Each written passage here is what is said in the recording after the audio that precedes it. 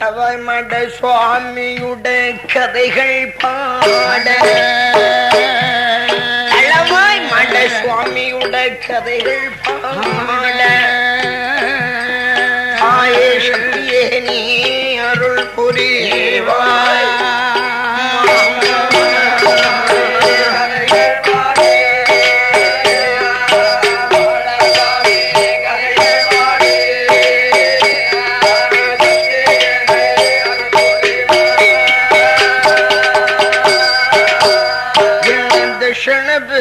ராட்சியத்தில்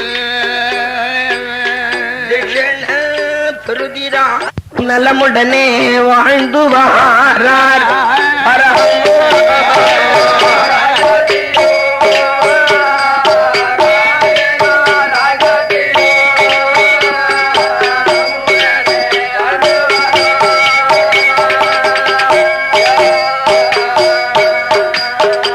கண்ணவனும் மனைவியுமாய் அவர்கள் கண்ணியமுடன் வாழ்ந்து வாரார்.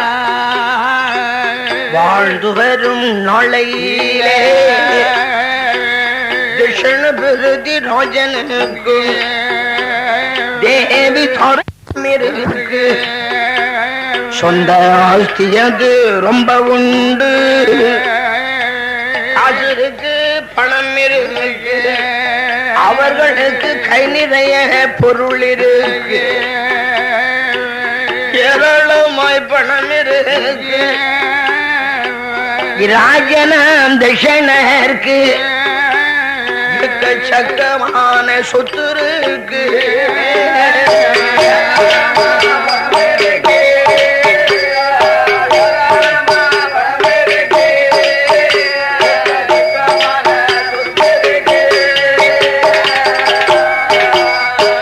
நஞ்சை உண்டு, புஞ்சை உண்டு, அவர்களுக்கு நல்லதோர் வசதி உண்டு. ஆடு உண்டு, மாடு உண்டு. அரசனாம் தட்சணருக்கு அவ்வளவு பணப்பெருமை தன்னோடு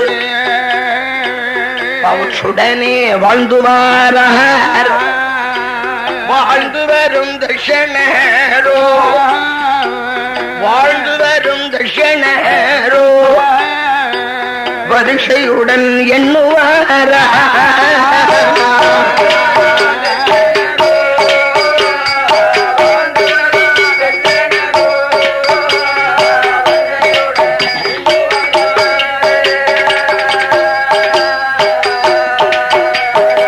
தட்சிண பிரதி ராட்சியத்திலே தட்சிண பிரதி ராஜனும் தேவி தாருகாவல்லியுமாக சொத்து சுகத்தோடும் நஞ்சை பொஞ்சிகளோடும் ஆடு மாடு கூடு குட்டிகளோடும் எந்த விதமான குறைபாடும் இல்லாமல் இன்பத்தோடு வாழ்ந்து கொண்டிருக்கக்கூடிய அந்த தட்சிணபதி ராஜனை பார்த்து தேவி தாருகாவல்லியானவள் ஒரு சில வார்த்தைகளை கேட்டுக் கொண்டிருக்கிறாள். ராஜா, மன்னா, நமக்கு பிற்காலம் இந்த தட்சிண பூமியை திரும்ப ராட்சிய பரிவாரம் நடத்த வேண்டுமே, ஆனால் நமக்கு ஒரு வாரிசு இல்லாமல் இருந்து கொண்டிருக்கிறோம், முதலை சொல்லும் இல்லாமல் இருந்து கொண்டிருக்கிறோம், குழந்தை பாக்கியம் இல்லாமல் இருந்து கொண்டிருக்கிறோம். ஏனென்றால் கணவனும் மனைவியுமாக அவ்வளவு கண்ணியத்தோடு வாழ்ந்துட்டு இருக்கிறாங்க. நகமும் சதையும் போல, கடலும் மலையும் போல கண்ணியத்தோடு வாழ்ந்து கொண்டிருக்கக்கூடிய அவர்களுக்கு இந்த ஒரு குறை. அப்படிப்பட்ட குறைபாடோடு இருந்து கொண்டிருக்கிற போதுதான் தட்சிணபதி ராஜனை பார்த்து தேவி தாருகாவல்லி ஒரு சில வார்த்தைகளை சொன்னாள். கண்ணாளா, கோட்டை கொத்தலங்கள், மாட மாளிகைகள், கூட கோபுரங்கள் போட வேண்டும், அரண்மனை அந்தஸ்துகளோடு வாழ வேண்டும். ஆகையினாலே நாம எந்த விதமான ஒரு கோட்டையை போட்டால் இன்பமான முறைகளை வாழலாம் என்ற எண்ணத்தை எண்ணிக்கொண்டிருந்தார்கள் தட்சிணனும் தாருகாவல்லியும். அப்போது தட்சிணபதி ராஜன் ஒரு சில வார்த்தைகளை சொன்னான். என்ன? பெண்ணே மண்ணாலே கோட்டை போட்டால், கோட்டை போட்டாலே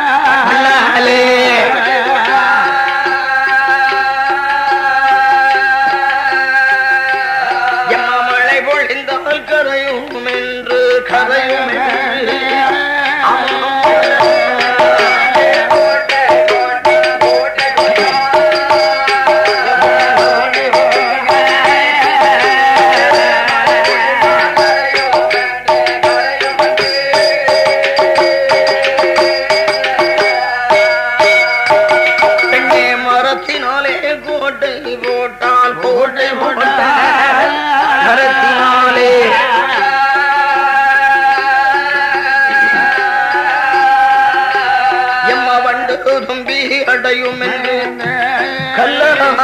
கோட்டை போட்டால் மருந்துக்கு ஆகாதென்று இரும்பாலே கோட்டை போட்டால் இருக்கவேதான் முடியாதென்று இயற்காலே கோட்டை போட்டால் கோட்டை போட்டால்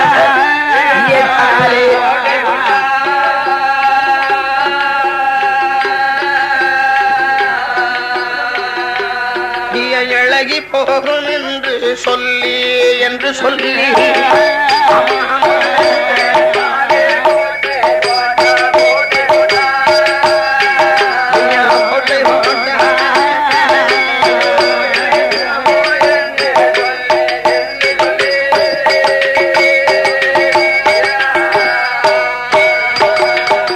வெள்ளியாலே கோட்டை போட்டால் வேணலுக்கு ஆகாதென்று வெங்கலத்தால் கோட்டை போட்டால் வெந்துருகி போகும் என்று முள்ளாலே கோட்டை போட்டால் முகம் தெரியும் என்று சொல்லி தங்கத்தாலே கோட்டை போட்டால் கோட்டை போட்டால் தங்கத்தாலே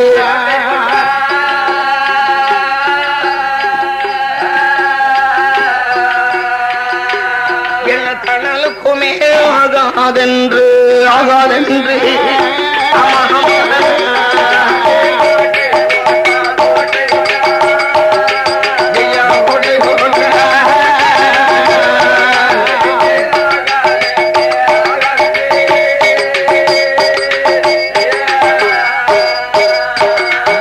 இந்த விதமான கோட்டைகள் எல்லாம் போட வேண்டாம் என்பதாக சொல்லி அந்த தட்சிண பிரதிராஜன் தேவி தாருகா வல்லியமாக சென்று பிறகு எப்படிப்பட்ட கோட்டையை போடுறது யோசனை பண்றாங்க. யோசனைக்குள்ளாக அகப்பட்ட யோசனை பிரகாரம் அப்பேற்பட்ட கோட்டைகளை போட்டாங்க. ராஜசம் ராஜாத்தியம் என்ன கடலை நல்ல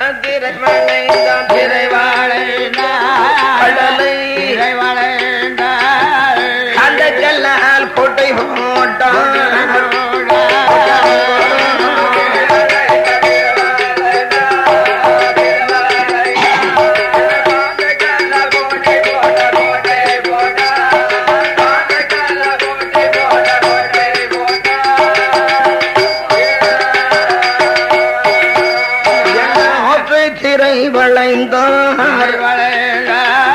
அந்தரத்தில் கோட்டை போட்டான். ஊரை திரை வளைந்தார். கோட்டை போட்டான். மலையை திரை வளைந்தார். மலையை திரை வளைந்தார். மாணிக்க கல்லாலே கோட்டை போட்டார். அவர்கள் மாணிக்கத்தால் கோட்டை போட்டார்.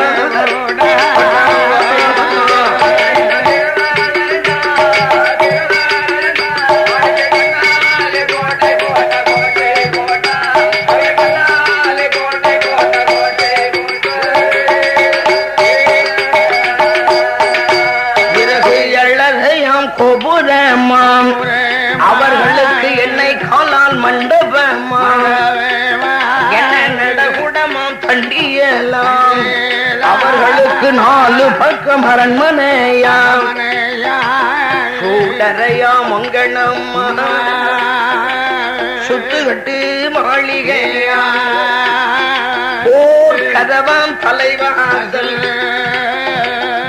முகப்பு சாவடியா என்ன ஆணை கட்டும் கொட்டாரமா ஆணை கட்டும் கொட்டாரமா குதிரை கட்டும் சாவடியா கிருஷ்ணனுக்கு குதிரை கட்டும் சாவடியா சாவடியா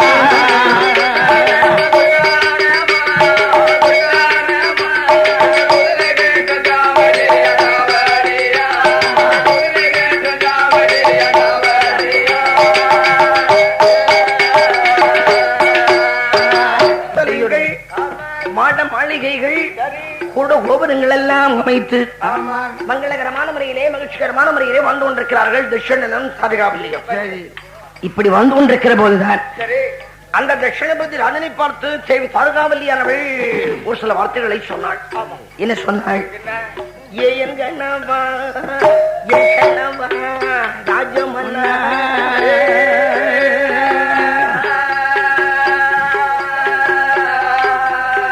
மன்னா எனது எனது வார்த்தை கேளுங்கோயா.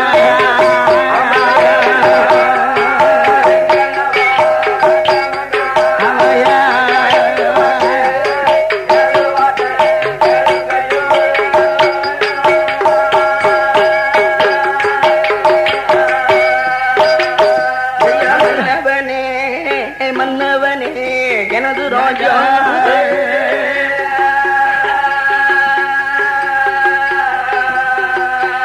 ஐயா மன்னவனே எனது ராஜா, உங்கள் மனைவி வார்த்தை கேளுங்கோயா.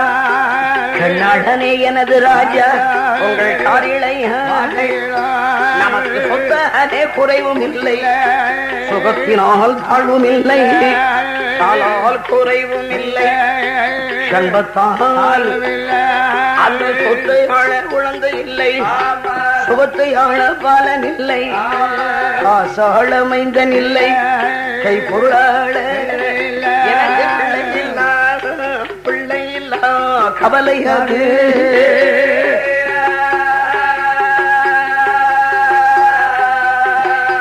பெருங்கவலை பெருங்கவலை எனக்கு உண்டு.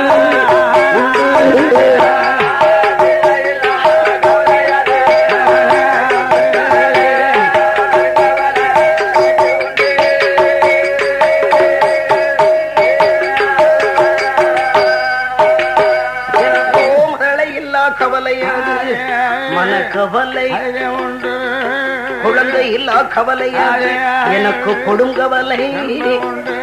என்னை பிள்ளை இல்லா பாவி என்று பெரியோர்கள் என்னை மரணம் இல்லாமல் அடி என்று இந்த மண்டலத்தோர் குழந்தை இல்லா பாவி என்று கவலையத்தோர் பிள்ளை இல்லா வாசலில் பெரியோர்கள் இல்லா வாசலில் முறையோர்கள் குழந்தை இல்லா வாசலில் குவலையத்தோர் வரவே மாட்டார். பிள்ளை வேதம் எனக்கு வேண்டும், பிள்ளை வேதம் எனக்கு வேண்டும், பெருங்கவலை அகல வேண்டும்.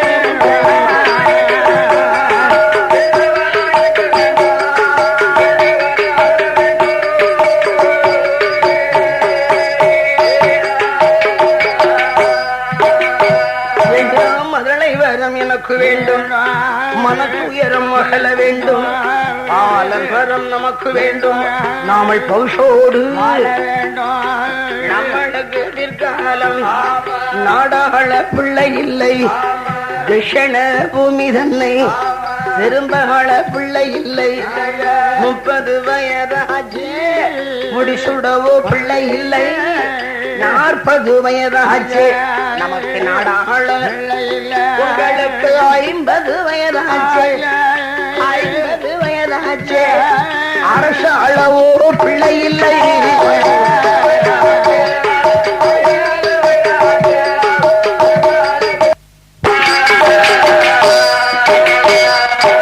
ஆகையினால் மதளை வரமானது கிடைத்து இந்த மனடி பட்டமானது மாற வேண்டும். கண்ணாளா என்ற மனோர்த்தத்தோடு சொல்லி வருந்தி பேசிக் கொண்டிருக்கிறாள் தாரகாவல்லி.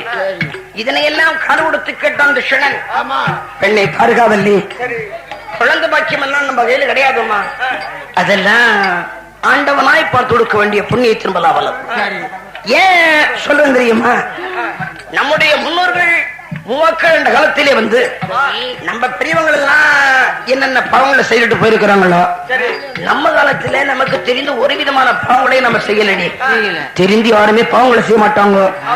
தெரியாதனமான வகையில் ஏதோ ஒரு பாவங்களை கண்டா செய்திருப்போமா என்று அப்பவும் செய்யாத பாவத்தை பற்றி தான் சிந்தனைக்குள்ளாக நினைத்து கொஞ்சம் வருத்தப்பட்டாங்க. பெண்ணை தாரகாவல்லி, கொத்தை குறைத்தோமா, குறைமறைக்கால் இழந்தோமா, பட்டரை நெல்தனிலே பல சாதி கலந்தோமா, பொட்டு நாளி மரக்கால் வைத்து பொட்டளந்த பாவம் உண்டோ, கத்தவன் மேல் பழி உரைத்து கலைஞர்களை கலங்க மனம் செய்தோமா வல்லி. அந்த கலைஞன் மனம் பொண்ணும்படுமே, ஆனால் கலைஞன் கடவுளை நோகுவாண்டி. அது மட்டுமல்லம்மா, மனம் பொண்ணும்படுமே, ஆனால் கலைஞன் கடவுளை நோகுவாண்டி. அது மட்டுமல்லம்மா, தாயார் இல்லா பிள்ளைகளை தலையிலட்டு அடித்தோமா, மாதா இல்லா பிள்ளைகளை மண்டையிலே கொட்டினோமா, இந்த பாவத்தை எல்லாம் நாம செய்யல. தெரிந்து யாருமே பாவங்களை செய்ய மாட்டாங்க. ஓடி தெரியாதனமான வகைகள் ஏதோ ஒரு பாவங்களை கண்டா செய்திருப்போமா என்ற அப்பவும் செய்யாத பாவத்தை பற்றி வருத்தப்பட்டு கொஞ்சம் புண்ணியத்தை கையாளுவோம் என்றால் அந்த துஷணன் கண்ணாளா புண்ணியத்தை கையாளுவோம்னு வயால சொன்னா போதுமா, அதெல்லாம் செயல்லாம் செய்து கட்ட வேண்டும். உடனடியாக அதுக்கு ஏற்பாடு பண்ணுவோம்னு சொன்னாள். உடனே புகழத்தை திறந்தார். போதுமான மட்டும் பணத்தை எண்ணினார். கண்டபடி செலவு பண்ண அளவுக்கு புண்ணிய தர்மத்துக்காக வேண்டிய செலவுகளை போதுமான மட்டும் பண்றாங்க. என்னென்ன தர்மம் எல்லாம் செய்துட்டு இருந்தாங்க தெரியுமா? அவர் காலத்திற்கு என்ன கல்மடங்கள் புறதூலை சுமர்ப்பவர்க்கு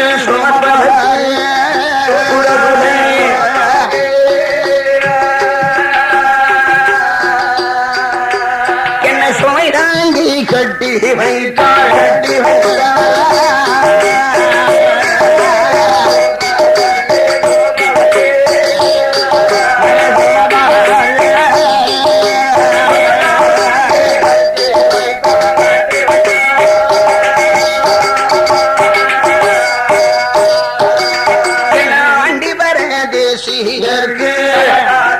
அவர்கள் அன்னதானம் சொரணம்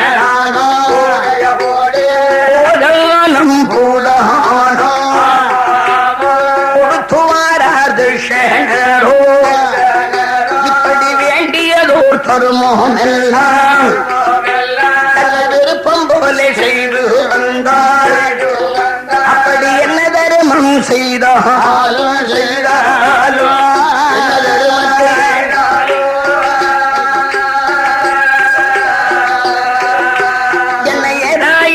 குழந்தை குழந்தை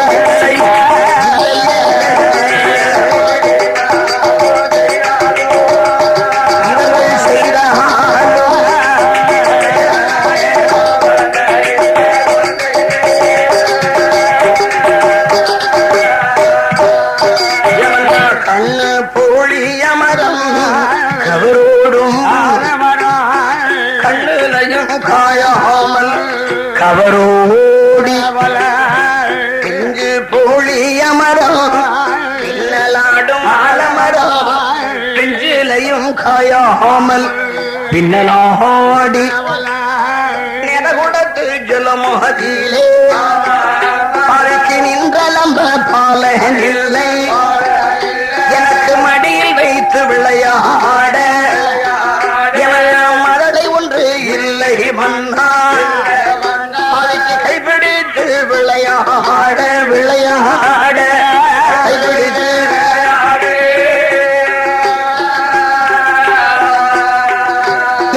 கை குழந்தை இல்லை மன்னார் இல்லை மன்னார்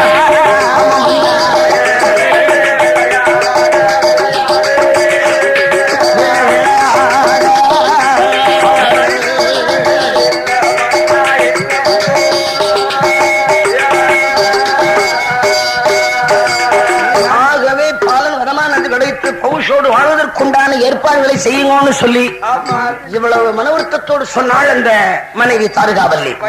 உடனே தட்சணன் சொல்லிக் கொண்டிருக்கிறார், என்னை தாரகாவல்லி இப்படி எல்லாம் சொல்லி வருத்தப்பட்டோம்னா நம்ம உடம்பு தாண்டி வீணா போகும்.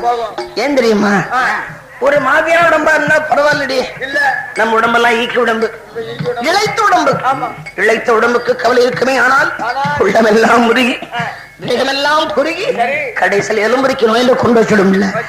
அப்படி எலும்புரிக்கு நோயில வச்சிருச்சுன்னா அப்புறம் குத்து நோமி இருக்குல்ல, குத்து நோமி, அந்த உமியில குறுநீமும் சுமக்க முடியாது. நம்ம உடம்ப நாமளா பாதுகாக்கணும். உனக்கு ஒண்ணு சொல்றேன் கேட்கிறியா? இனிமேலும் சருமத்தை செய்து வீணா பணத்தை காலி பண்றதை விட ஒரு புண்ணிய காரியம் பண்ணு சொல்லி நினைச்சிட்டு இருக்கிறேன். என்ன தெரியுமா? அதாவது காலகட்டிலே சென்று கடவுளை கண்ணியத்தோடு பிரார்த்தித்துக் கொண்டு ஆண்டவன் கடவுளை உள்ளத்துக்குள்ளாகவே எண்ணி அருமையான முறையிலே ஒரு அருந்தவத்தை செய்தோம்னா அந்த அருந்தவத்தை வச்சிய கடவுள் ஆண்டவன் நமக்கு நமக்கு முன்னாலே வந்து பிரசன்னமாகி உன்னுடைய தவத்தை வச்சு நான் வந்திருக்கிறேன், உனக்கு வேண்டப்பட்ட வரம் யாது என்று ஆண்டவனை கேட்பார் பாரு. ஆண்டவா, குழந்தை வரத்துக்காக நான் குழந்தோஷம் பண்றேன், பிள்ளை வரத்துக்காக பெருந்தோஷம் பண்றேன், மழை வரத்துக்காக மகாதோஷம் பண்றேன், குழந்தை வத்து வச்சிய பெருமானே குழந்தை வரத்தை தாரும்னு சொல்லி ஆண்டவனுக்கு முன்னாலே கேட்டோன்னு நமது அருந்தவத்தை வச்சு ஆண்டவன் அருள்வார் குழந்தை வரம். ஆகையினால நான் சென்று தவம் செய்ய போகிறேன்னு சொன்னார். என்னாளா நீங்க சொல்லக்கூடிய யோசனை வந்து சரியான யோசனையாக இருக்கிறது. அப்போ தவசு பண்ண போறீங்க, நீங்க தவசு பண்ண போறீங்க இல்லையா, நான் வர்றேன், என்னை சொல்லிட்டு போங்கன்னு சொன்னான். தாரகாவல்லி என்னுடைய கானகம் வருவாயே, கானகத்துல தவசா பிள்ளை நடக்கும், நீ வரக்கூடாது, வர வேண்டாம், நானே சென்று தவம் செய்து வருகிறேன். கண்ணாளா, தங்கள் வார்த்தையை மீறுவதாக நீங்க நினைக்க வேண்டாம், ஏதோ உங்களை விட்டு பிரிய வேண்டுமே என்ற எண்ணத்தினால் பேசினே தவிர உங்கள் வார்த்தைக்கு மறுப்பு கொடுப்பதாக நினைக்க வேண்டாம் என்றால் தாரகாவல்லி. பெண்ணே, நானும் அதை பற்றி சிந்தையில் நினைக்கவே இல்லை. என்ன, உன்னை விட்டு பிரிய வேண்டும் என்ற எண்ணம் எனக்கும் உண்டா, ஆனால் தவம் செய்ய வேண்டுமே, ஆனால் தனித்திருந்தால் தான் தவம் நிலைக்கும். ஆகையினால ராஜன் அரமனை திரும்ப நடத்தி கொண்டிருக்கிறப்போ ஏதாச்சும் புண்ணிய காரியமா போனான்னா ராஜாஜி தான் திரும்ப நடத்த வேண்டும். ஆகையினால அரண்மனை பொறுப்புகளை நீ பரிபாலனம் செய்து கொண்டிரு. நமது மாட மாளிகை கூடுகோபுரங்கள் அரண்மனை அந்தஸ்துகள் அனைத்தையும் உன்னுடைய பொறுப்பு இருக்க வேண்டும்.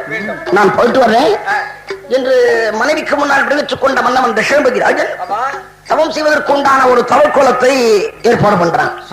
என்ன ஏற்பாடு? தம்முடைய ராஜ தர்பார் உடைகளை எல்லாம் களைந்து தவசுக்கு வேண்டிய தவக்கோலங்கள் போட்டார்.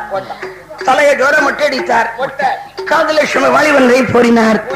உடையவர் பகவானை தமர் உள்ளத்துக்குள்ளாகவே எண்ணி கழுத்துல ஜோர உத்தரட்சுமாலையை போட்டு காதி உடையணிந்து கையில ஜோமால் எடுத்து கானகம்பரப்பட்டு வந்து கொண்டிருக்கிறார். தவசுக்கு வேண்டப்பட்ட ராமங்களை பார்த்தீங்கன்னா ஒரு பொட்டணம் கட்டி வச்சிருக்கிறார்.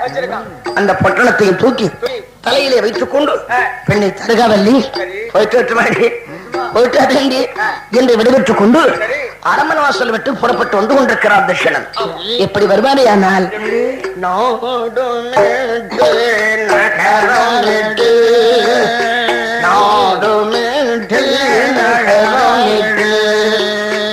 நடந்து போராடிந்த தர்ஷனரோ, நடந்து போராடிந்த தர்ஷனரோ.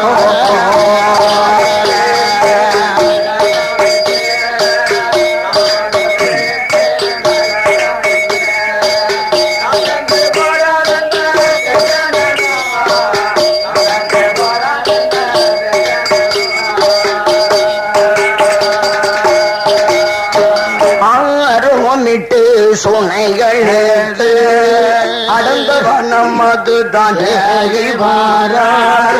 இண்டோடு அவர் கிழங்கு ஓடு எங்கும் இருள் படர அடர்ந்திருக்க சூரமுட்கள் சுற்றி படர்ந்திருக்க சூரமுட்கள் சுற்றி படர்ந்திருக்க காய்களுக்க சுண்ட காய்களும் காய்களுக்க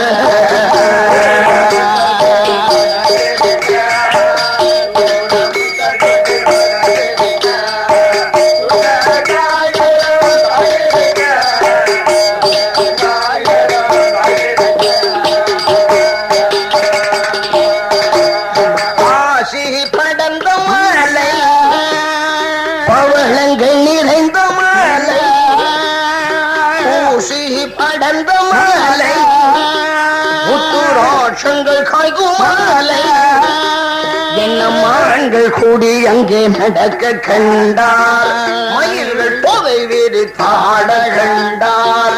அல்லோமது ஆசி படர்ந்த மாலை பவளங்கள் நிறைந்த மாலை ஊசி படர்ந்த மாலை உத்துராட்சங்கள் காய்கும் மாலை என்னம்மான்கள் கூடி அங்கே நடக்க கண்டார், மயில்கள் போதை வேறு தாட கண்டார். அல்லோ மது நல்லோ நடனம் கண்டார்.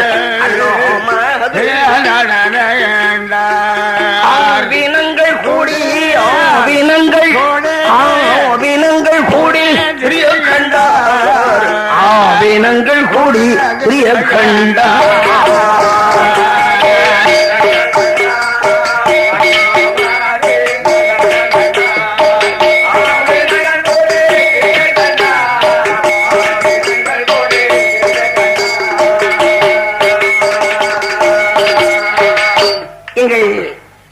ஜமீத் சிங்கம்பட்டியங்கரத்தை சார்ந்த ஏ பூதப்பாண்டியவர்கள் 10 லட்சம் மண்ணை அன்பளிப்பு தந்து இவ்வாலயத்திலே கௌரவித்திருக்கின்றார்கள்.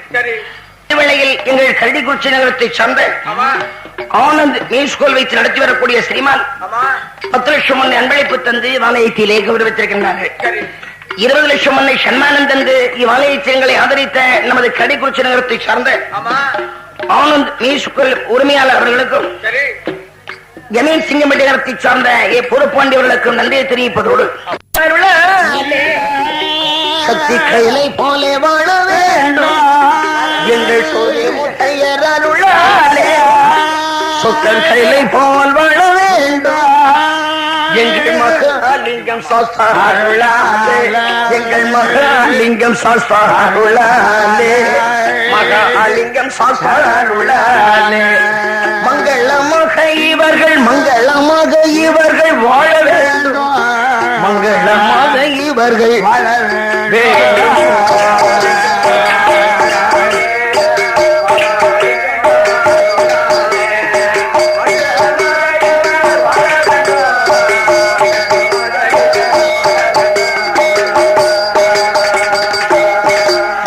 சிங்கம் கூடி உறங்க கண்டான் சிறு புலிகள் எல்லாம் அவர் தூங்க கண்டார். இப்படிப்பட்ட இயற்கை காட்சிகளும் மிருக காட்சிகள் நடந்தவன காட்டுக்குள்ளாக வந்து சேர்ந்தார் திஷணன். சேர்ந்த உடனே அங்க இருக்கக்கூடிய இயற்கை காட்சிகளையும் மிருக காட்சிகளையும் கண்டு உள்ளத்துக்குள்ளாக பலவிதமான எண்ணங்களை எண்ணிக்கொண்டிருக்கிறார். நாமளே எவ்வளவு இடங்களுக்கு போயிருக்கிறோம், எத்துணை காடுகள், எவ்வளவு மலைகள், எவ்வளவு வனவாந்திரங்கள் அலைந்திருக்கிறோம். ஆனால் இப்படிப்பட்ட ஒரு அமைதி நிலத்தை நாம் எங்காச்சும் நின்றிருக்கிறோமா?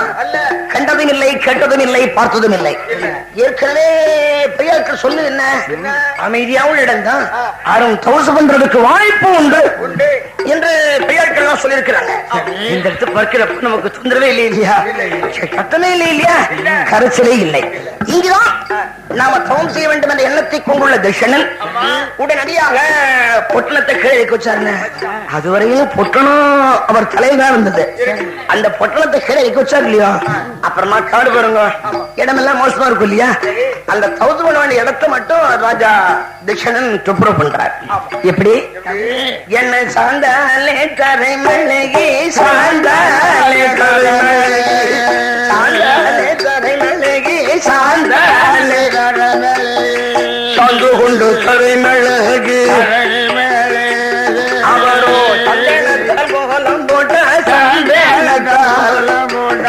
சந்தனத்தால் கோலம் போட்டார், கோலம் போட்டார்.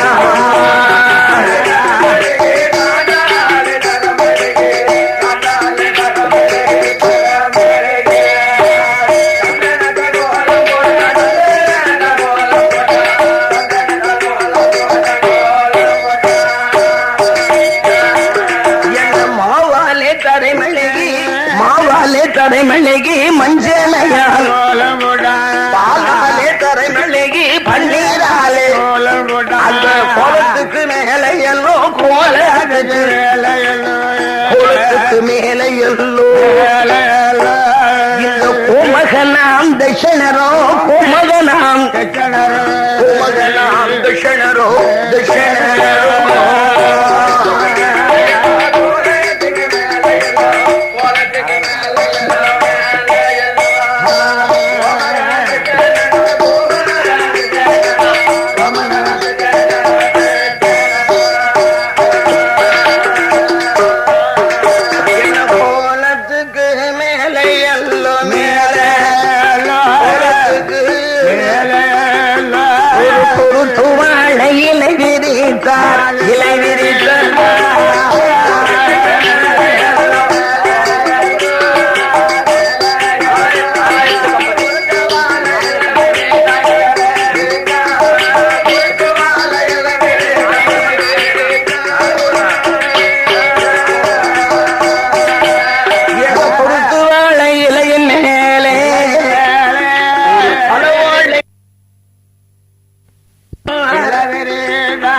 அந்த தலைவாழையில மேலே கொஞ்சம் சம்பா நெல்லை பரத்துகிறான். அந்த சம்பா நெல்லு மேலே எல்லோ சம்பா நெல்லு மேலே எல்லோ ஒரு தங்க செப்பு குடத்தை வைத்தார். ஒரு தங்க செப்பு குடத்தை வைத்தார்.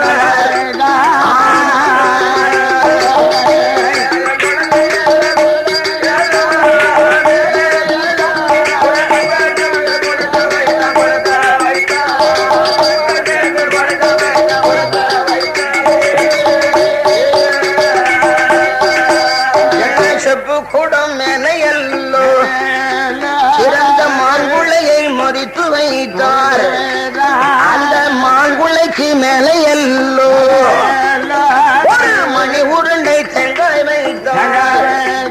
அந்த தேங்காய்க்கு மேலே எல்லோ சிவந்த எலுமிச்சம் கனியை வைத்தார்.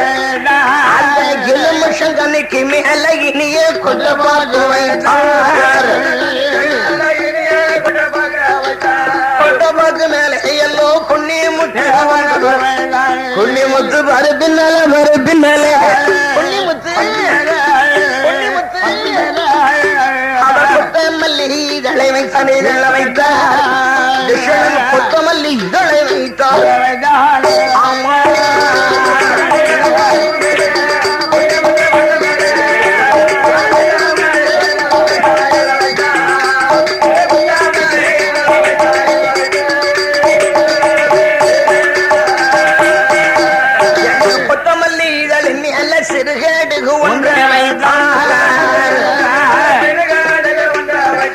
சிறுகடுகு மேலே எல்லோ சுபதலி. அந்த சுபதலி புஷ்பத்தின் மேல் சுபதலி சுபதலி அவரோ ஊசி நோட்டுகிறார். திஷனரோ செப்பு ஊசி நோட்டுகிறார்.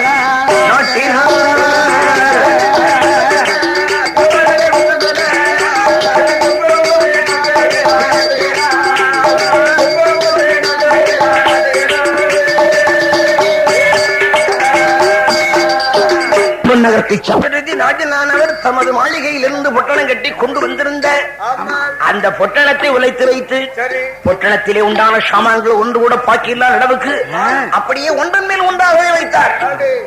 ஒரு விதமான சாமான்களையும் பாக்கி வைக்கல. ஒண்ணுக்கு மேல ஒண்ணு வச்சா இல்லையா? கடைசியா மிஞ்சது என்னன்னு அந்த பொட்டணம் கட்டி கொண்டு வந்தார் இல்லையா? அந்த துணிதான் மிச்சம். மற்றவை எல்லாம் ஒண்ணுக்கு மேல ஒண்ணு வச்சிட்டார். அப்படி வைத்தவர் பிறகு எப்படி தோசிருப்பாரு? ஆனால் ஊசி முனை மேலே ஒரு காலா ஒரு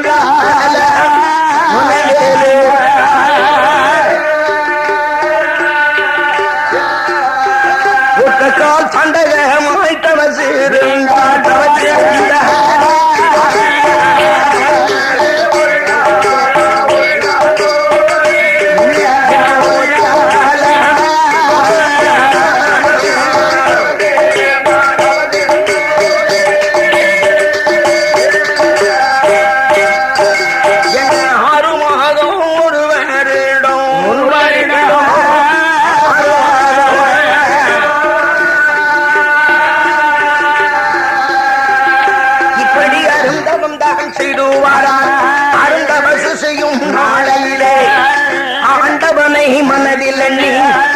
அருந்தவத்தை செய்வானாம் பகவானை அவரோ பாரதவம் என்ன உடையவரை மனதில் குற்றதமும் செய்துவாரா குழந்தை வரம் வாங்குவதற்கு கொடுந்தவத்தை பிள்ளை வரம் வாங்குவதற்கு அவரோ பெருந்தவசு என்ன மகளை வரம் வாங்குவதற்கு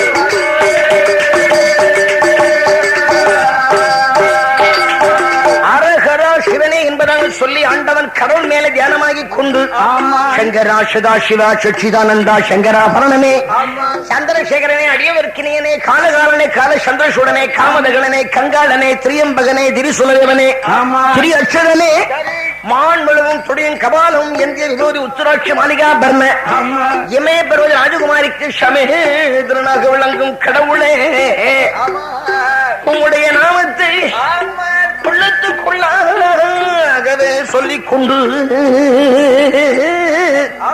ஒருபோது ஒரு விதமான குறைபாடும் இல்லாமல் புதித்துக் கொண்டிருக்கின்றேன் இறைவா. இன்று அல்லும் பகலும் இரவு பகல் எதையுமே பாராத அளவுக்கு எம்பெருமான் நாமத்தை உணவு இன்பத்தோடு சொல்லி இருந்து தவத்து சீர்டுகின்றார் திஷணன். தவசு இப்படி நடந்து கொண்டிருக்கிறது. தவத்தை அப்படி நடத்தி கொண்டிருக்கிற போதுதான் என்னாச்சு, அந்த ஈசன் பகவானோட கையிலோஷ ஈஸ்வரன் ஈஸ்வரியும் குழுவே பரமமோகனல்லோ கையிலே அரணும் பார்வதியும் குழுவே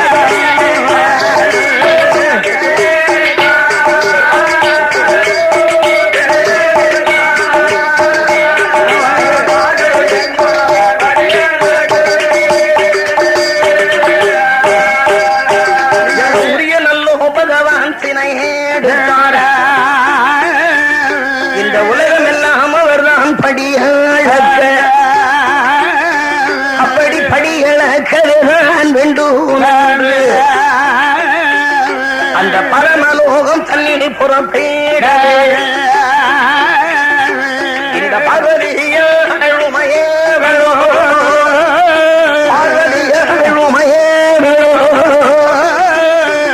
நம்ம பரமசிவ பெருமான் முன்னால் வந்து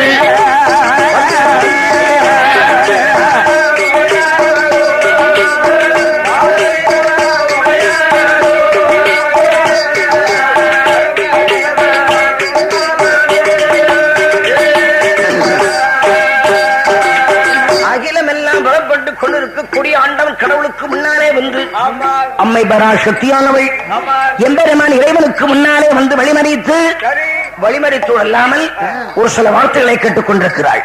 என்ன கேட்டாள்? எப்படி இருக்கிறாள்? ஈஸ்வரனே ஈஸ்வரனே பகவானே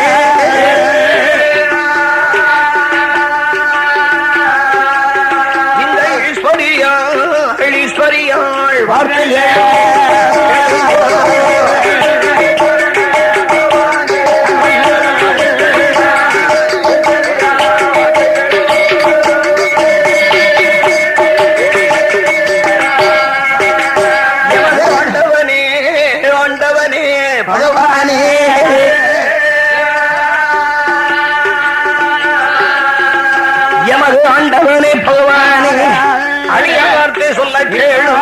பகவானே பரம்பொருளே இந்த பார்வதியாள் ஹரே பகவானே செய்தி தன்னை கேளும் போதே பகவானே இந்த காரிழையோள் ஐயா நீங்கள் போகும் இடமதற்கு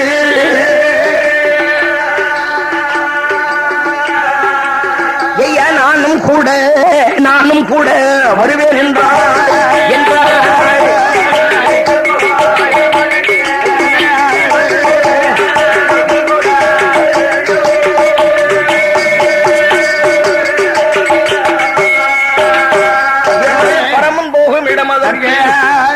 பார்வதியும் நான் வருவேன்.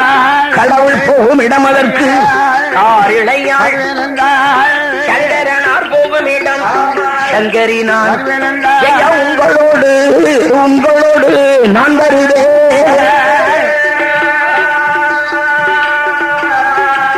என்று உமையவளும் சொல்லுவாள்.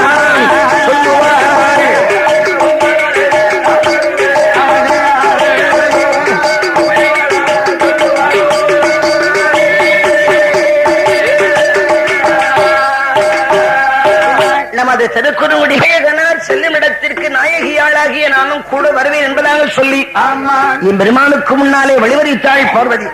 உடனே ஆண்டவர் சொல்லுகிறார், பார்வதி யாரு கூட எங்க வர சொல்லிட்டு இருக்கிற? ஏம்மா பரவன் சொல்லிடத்துக்கு பார்வதா தேவியாகிய நீ கூட வருவாயானால் சும்மா வந்து கொண்டிருக்க மாட்டாய். அம்மா கண்டது கேட்டதுகளை சொல்லி கடவுளுக்கு பெரிய தொந்தரவு கொடுத்துக் கொண்டிருப்பாய். இத பாரு, அதுல உறவுகள் இருக்கு, இதுல உறவுகள் இருக்கு, அதுல அப்படி, இதுல இப்படி, இதுல இப்படி, அதுல அப்படி சொல்லி ஆண்டவனுக்கு பெரிய அல்லல் படுத்திக் கொண்டிருப்பாய். அம்மா பகவானுக்கு மக்கள்ல பகவான் கிடையாது. எல்லா மக்களும் எம் மக்கள், எம்மதமும் எமக்கு சம்மதம். எமக்கு ஏழை பணக்காரன், பணக்காரன் நிலை இருப்பவன், இல்லாதவன், கூடியவன், குறைந்தவன், இப்படிப்பட்ட கொள்கைப்படலாம் கிடையாது. எனக்கு எல்லாரும் ஒரு சமம். நான் யாருக்கும் வர வைக்க மாட்டேன். திருச்சிகரமான மனையிலே போய் வந்துட்டு வருவேன். நீ வரக்கூடாது, வரவேண்டாம் சொன்னார் பகவான். ஆனால் பார்வதி கேட்பாளோ, ஆண்டவன் இன்னைக்கு ஒரு நாள் நான் எப்படியாவது தங்கள் கூட வரத்தான் செய்வேன், வருவேன்னு சொல்லி பிடிவாரம் என்றார். உடனே பகவான் பார்த்தார். ஓஹோ, பார்வதி வந்து பிடிவாதம் முடிக்க மாட்டாள். ஆனால் பிடிவாதம் முடித்து விட்டாலே ஆனால் அதை மாற்ற யாராலும் முடியாது.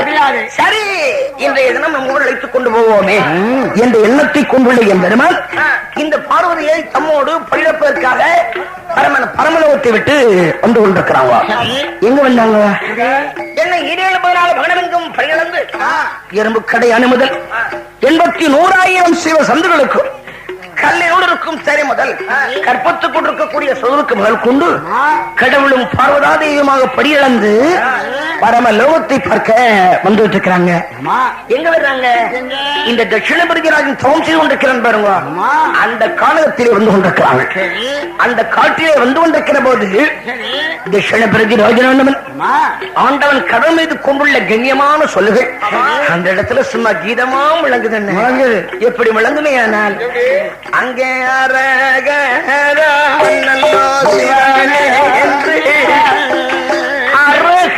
ஆண்டவன் மேல பொழுது ஆண்டவன் மேல் தியானமான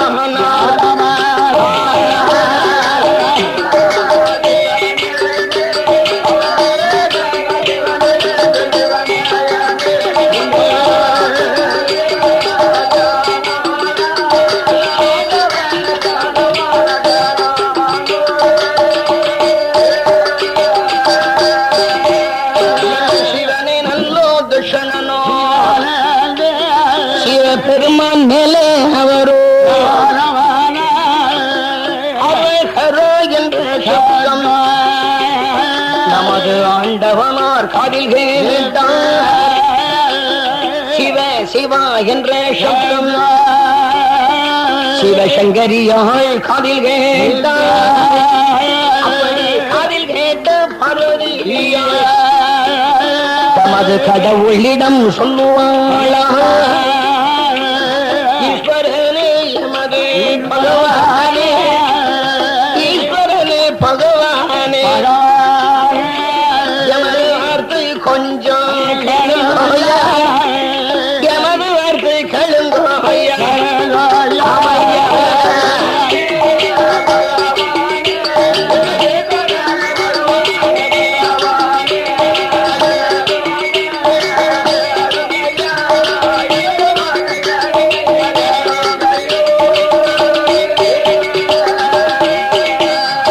ஆண்டவனே பகவானே அடியாள் வார்த்தை கழுங்கோயா, அதோ யாரோ ஒரு ராஜமன்ன ஈஸ்வரனார் உங்களைத்தான் மனதில் எண்ணி அதோ இருந்து தவம் செய்துவாரான். அவனுடைய கவசு பார்த்து வரம் கொடுக்க தவம் செய்துவாரான். அவனுடைய கவசு பார்த்து வரம் கொடுக்க எமது சங்கரரே வேண்டுமையா என்று பார்வதி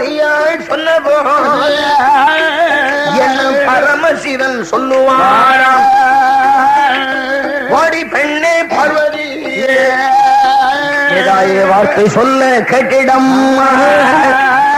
இந்த தட்சண பிரதி ராஜமன்னன் நமக்கு குழந்தை வரும் வாங்குவதற்கு அவனோ கொடுந்தவசு செய்துவாரா. உனக்கு சந்தேகம் உண்டுமானால் தவசின் அருகே சென்று கற்போமடி என்று சொல்லி 2 பேரும் இறங்கி வருவாராம் தவசருகே. அப்படி தவசருகே இறங்கி வந்து சங்கரன் சிவபெருமான் கேட்பாராம், தட்சணரே வாருமையா வாருமையா வாருமையா தட்சணரே, ஓய் தட்சணரே இப்படி வருந்தி தவம், இப்படி வருந்தி தவம் செய்ததென்ன.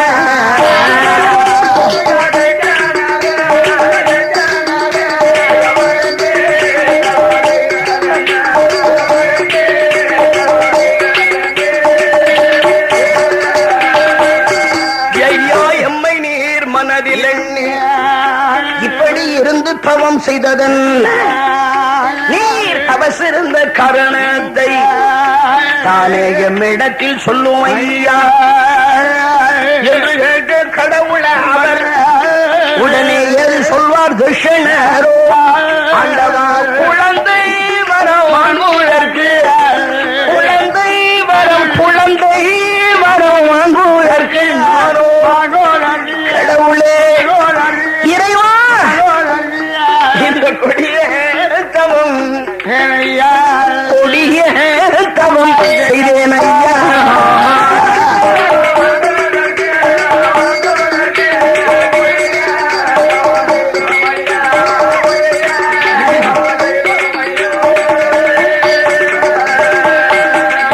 பிள்ளை வரும் வாங்குவதற்கு பெருந்தவத்தை செய்தேன் ஐயா. குழந்தை வரத்தை வாங்க கடுந்தவத்தை செய்தேன் ஐயா.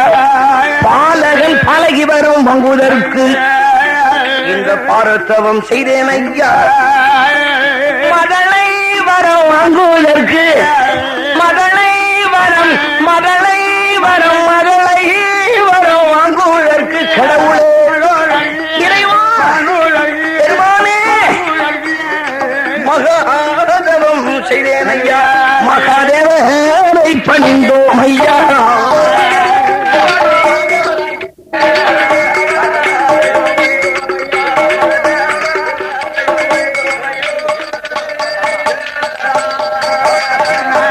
நமது வரமானது வேண்டும் பெருமானே, பிள்ளை வரமானது வேண்டும் பெருமானே, மதலை வரமானது வேண்டும் மகாதேவரே. அதுக்காகத்தான் தவம் செய்ய என்றான் தட்சண பிரதிராஜன். இதனை கேட்டார் அந்த கடவுள். பார்வதி பார்வதி நான் சொன்னேன் இல்லையா, தட்சணன் குழந்தை வரத்துக்காக குழந்தோஷு பண்றான். ஆனால் என்ன, இவனுக்கு குழந்தை பாக்கியம் கொடுக்க வேண்டுமே. ஆனால் குழந்தை வரம் எல்லாம் அவ செய்திருக்கக்கூடிய பாவ புண்ணியத்தை பற்றி விளக்கித்தான் கொடுக்க முடியும். இவன் செய்திருக்கிற பாவம் எனக்கு தெரியும். என்னுடைய வாயில சொன்ன உனக்கு நம்பிக்கை ஏற்படாது. ஆகவே நான் சொல்ல வேண்டிய ஆளை வச்சு நான் சொல்ல வைக்கிறேன் என்று கடவுள் உடனடியாக நைனார் அழைத்தார். ஆமா ஏ நைனார் வாரும். இந்த தட்சணன் தாரகாவல்லி 2 பேர்களுடைய பழைய பஞ்சாங்கங்களை பார்த்து குழந்தையின் பலாபலனை கொஞ்சம் விளக்கி சொல்லணும்னு சொன்னார். நைனார் வந்தார், ஏடுகளை புரட்டுகிறார். தட்சணன் ஏடு வந்தது. ஆண்டவா, இந்த தட்சிணபதி ராஜன் இருக்கிறானே, இவன் செய்திருக்கக்கூடிய பாவ புண்ணியத்தை பற்றி விளக்கி பார்க்கிற போது இவனுக்கு 7 தலைமுறைக்கும் இனி குழந்தை பாக்கியமே கொடுக்க முடியாது, கொடுக்க கூடாது என்றார் அந்த நைனார். ஏன் அப்படிப்பட்ட பாவம் என்ன செய்திருக்கிறோம்னு கேட்கிறீங்களா? இந்த தட்சிணபதி ராஜன் இருக்கிறானே, முன்னாள் ஜென்மத்திலே வந்து வேடுவனாக பிறந்திருக்கிறான். காட்டிலே சென்று வேட்டையாட சென்ற இடத்தில் 5 சினமான அடித்துக் கொண்டிருக்கிறான் இந்த பாவி. என்னுடைய மனைவியாகிய தாரகாவல்லி இருக்கின்றாளே, வன வேடு விஷயம் பிறந்திருக்கிறாள். அவளோ 5 சிறு குழந்தைகளை காலரண்யம் எடுத்து கரும் கலையடித்துக் கொண்டிருக்கிறார் சண்டாள பாதகத்தை. ஆகையினால் 7 தலைமுறைக்கும் இனி குழந்தை பாக்கியமே கொடுக்க கூடாது, கொடுக்க முடியாது என்றார் இந்த நைனார். இதையெல்லாம் கேட்டாள் பார்வதி. ஐயோ, இப்ப ஏற்பட்ட தவறு தட்சணனுக்கா இந்த விதி? நாம பகவானிடத்தில் முறையிடுவோம் என்று ஆண்டவன் பாதம் தொட்டு வேண்டிக் கொண்டிருக்கிறாள், பாதம் பிடித்து வேண்டிக் கொண்டிருக்கிறாள். என்ன வேண்டுதல் வேண்டுகிறாள்? ஈஸ்வரனே பகவானே கேளுங்கோயா,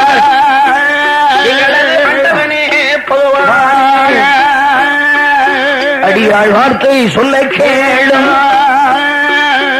பகவானே பரம்பொருளே, ஐயா பகவானே பரம்பொருளே, இந்த பார்வதியாள் சொல்ல கேளும்.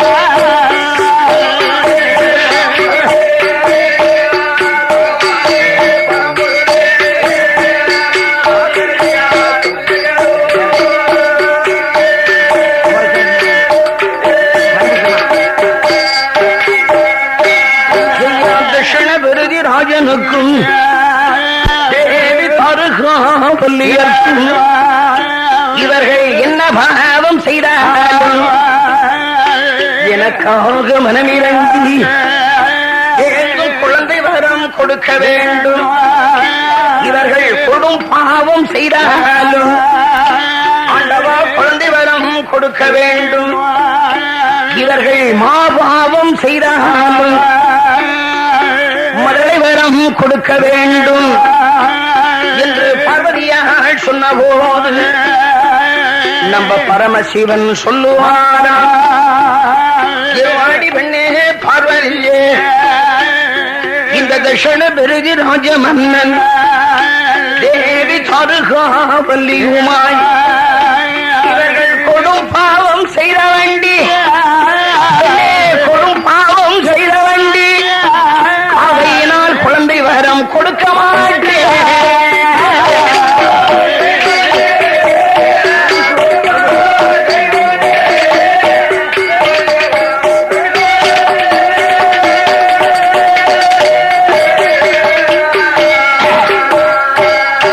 மாபாவம் செய்தவனடி அம்மா, மன்னவனாம் தட்சணபதி ராஜனுக்கு யாம் மழலை வரம் கொடுக்க மாட்டேன், கொடுக்க முடியாது என்றார் பெருமான். பார்வதியோ விடாதளவுக்கு பிரிவாத்தோடு பேசிக் கொண்டிருக்கிறாள்.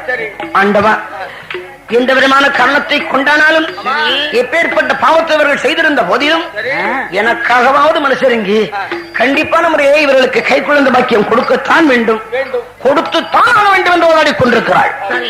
இந்த வாதாட்டமும் பகவானுக்கு பிடிக்கல. பார்வதி, பார்வதி, நானோ கொடுக்க முடியாது, கொடுக்க கூடாது என்று சொல்லியும் நீ கொடுத்துத்தான் ஆக வேண்டும் என்று வாடி கொண்டிருக்கிறாள். எந்த விதமான காரணத்தை கொண்டானாலும் என்னால் இவனுக்கு குழந்தை பாக்கியம் கொடுக்க முடியாது. அப்படி கொடுத்துத்தான் ஆக வேண்டுமேயானால், கொடுக்கத்தான் வேண்டுமேயானால் நீதான் அவனுக்கு குழந்தையாக பிறக்க வேண்டும் என்றார். ஆண்டவா, என்னையே அவனுக்கு குழந்தையா பிறக்க சொல்றீங்களே, நானே அவனுக்கு குழந்தையாக இருக்கிறேனே, ஆனால் பகவான் உங்களை பார்ப்பது எப்போ என்று கேட்டுக் கொண்டிருக்கிறாள். அப்படி கேள். என்ன தெரியுமா? அதாவது குழந்தையாக அவதரித்து 16 வயதியாகி பக்குவதியாகி பருவ பெண்ணாக இருந்து கொண்டிருக்கிற போது உன்னை முறைப்படி நாம் திருமணம் செய்து கைலாச மலைக்கு அழைத்துக் கொண்டு வருகிறோம் என்று பார்வதிக்க வேண்டிய வரப்பிரசாதங்களை கொடுத்து சந்தோஷமா அங்கிருந்து அனுப்பினார். இந்த பார்வதா தேவியானவள் தாரகாதேவியினுடைய வயிற்றிலே பிறக்காமல் அவளுக்கு எந்த விதமான ஒரு அன்பையும் செய்யக்கூடாது என்ற எண்ணத்தை கொண்டு அவள் சாமரசி வரக்கூடிய அல்லதாமரை சுனையில் செந்தாமரை புஷ்பத்தில் சிவசங்கரியானவள் சங்கோர அவதாரம் செய்து தாரகாதேவி வரவை எதிர்நோக்கி கொண்டிருக்கிறாள். எப்ப இங்க வருவாள், எப்ப நாம குழந்தையாக சேரலாம் என்று வழிமேல் விழி வைத்து காத்திருக்கிறாள். தாரகாவல்லியோ அரமனைக்குள்ள குளிச்சு குளிச்சு அந்த அம்மாவை கலந்து போச்சு. இன்றைய தினத்திலே அலங்காமரை சுனையிலே சென்று முங்கி குளிச்சு வருவோமே என்ற எண்ணத்திலே இன்றைய தினம் குளிக்கிறதுக்காக வெளியே வந்துருக்கிறாங்க. எப்படி வருவல்லையானால் அவள் தலையிலே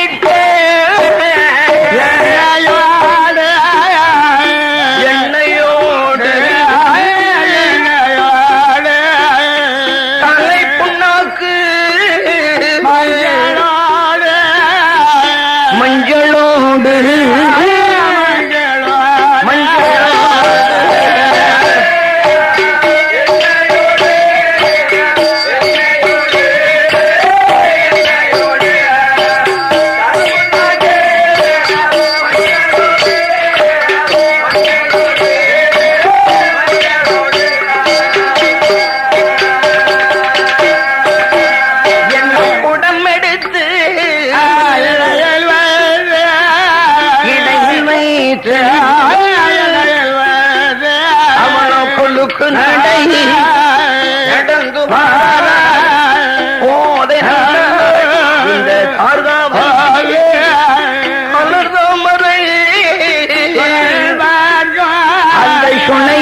இருக்கும் இளைய வருவாளா வருவாளா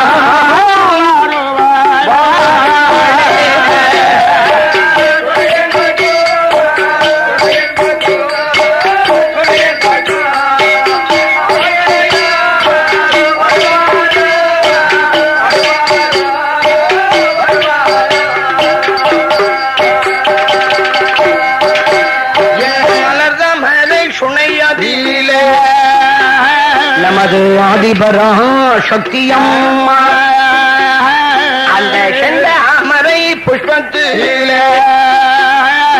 சிவசங்கரியாள் உமையவளோ என்ன சங்கமாக இருந்தவள்தான் நமது சங்கரியாள் உமையவளோ இனிமேல் சங்கமாக இருக்க வேண்டாம் என்று சந்ததி ரூபம் கொண்டாளே அன்று பிறந்தோடு போல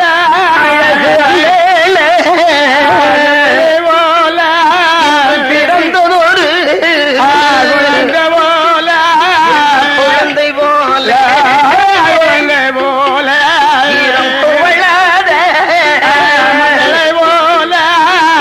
மகளை போல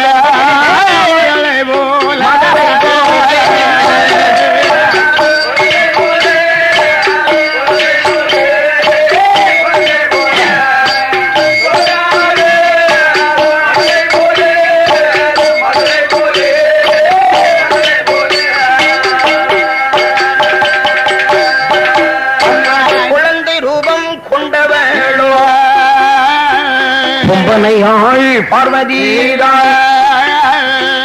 பார்வதேவி அறியும்படி தானே குழந்தை போலே அழுவாளா பூவா பூவா என்று சொல்லி குழந்தை போலே குரல் கொடுப்பாள் இந்த அழுகை குரல் காதில் கேட்டு நமது இளையோள் சார்காவல்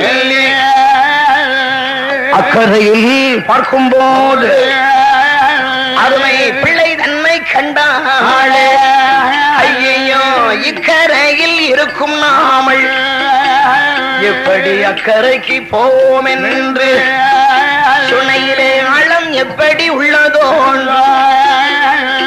ஆலோசனை பலவும் செய்தாள் ஏனென்றால் ஆழம் தெரியாமல் காலை விட்டு ஆழம் தெரியாமல் காலை விட்டு அவதிப்படவே ஜனங்கள் கூட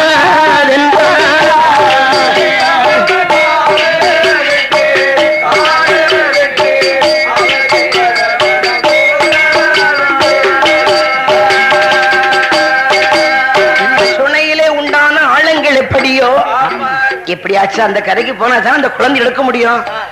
அந்த கரைக்கு போகணுமே, எப்படி போகிறது யோசனை பண்றார். இருந்து நினைத்தாள் தாருகாவல்லி, எண்ணமுற்றாள் தமது சிந்தையிலே ஊற்று நினைத்தாள் இந்த தாருகாவல்லி 1 கோடி புத்திகளை. அப்படி யோசனை இருந்துட்டு இருக்கிற போதுதான் இடுப்பில் இருக்கக்கூடிய குளத்து ஞாபகம் வந்துச்சு. ஓஹோ, இப்பேற்பட்ட குடத்தை வச்சு நாம ஏன் ஹேங்கிட்டு இருப்பானே, இந்த குடத்தை கொண்டே அந்த கரைக்கு போயிடலாம் என்று குடத்தை தண்ணீரை கவிழ்த்து வந்து கொண்டிருக்கிறாள்.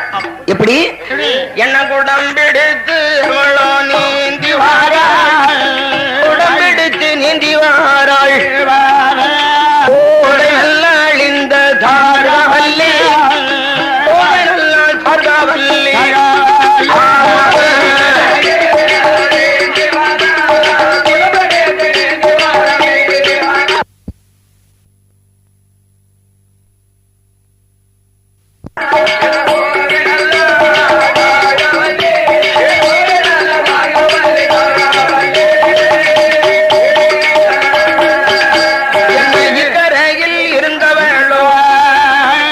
அக்கரைக்கு போய் சேர்ந்தாள் செந்தாமரை புஷ்பத்திலே சிவசங்கரியாள் குழந்தை தன்னை இளையாள் தாருகாவல்லி ஏந்தி எடுத்தாளே. இருபுறமும் முத்தமிட்டாள், மாறி எடுப்பாளா மது முகத்தை முத்தமிட்டாள். என்ன முத்தமிட்ட குழந்தை தன்னை தமது முருகதிலே போட்டுக்கொண்டு மறுபடியும் அவளோ நீந்தி வாராள். மறுபடியும் நீந்தி வாராள். மங்கை நல்லாள் இந்த தர்காவல்லி. மங்கை நல்லாள் தர்காவல்லி.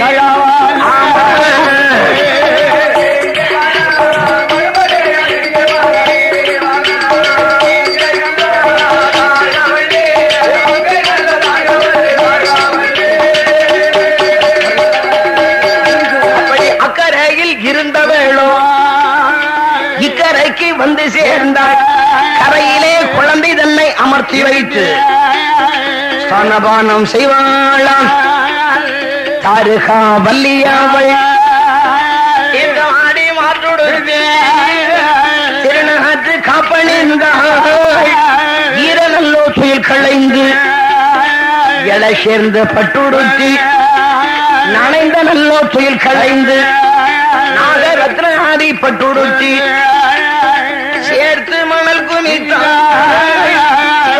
இங்க உண்டு ஆற்று மணல் குமித்தாள்.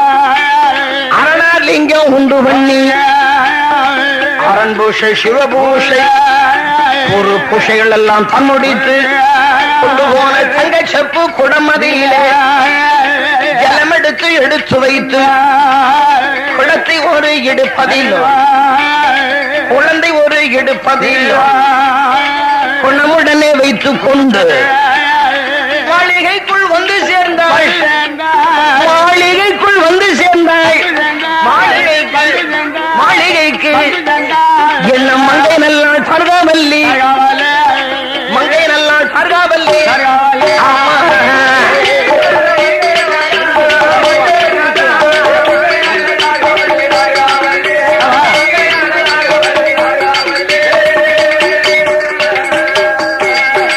நமது கீழாம்பூர் ஆண்டவன் பகவானுடைய கிருபையினால் அம்மை பராசக்தி ஆகிய பர்வனா தேவியானவள் குழந்தை ரூபமாக அவதரித்து சாரகாதேவி அந்த பிள்ளையோடு தமது மாளிகைக்குள்ளாக வந்து சேர்ந்தாள். சேர்ந்தவளோ தமது கணவன் இருக்கும் தவத்தின் மகிமையினால் கண்மணி பாக்கியம் கிடைத்திருக்கிறது. இதை கணவனுக்கு தெரியப்படுத்த வேண்டும் என்ற நோக்கத்தை கொண்டுள்ள அந்த தாரகாவல்லி அதற்கு ஆவணம் செய்து கொண்டிருக்கிறாள். என்னவென்ற ஒரு சேவகனை வரவழைத்து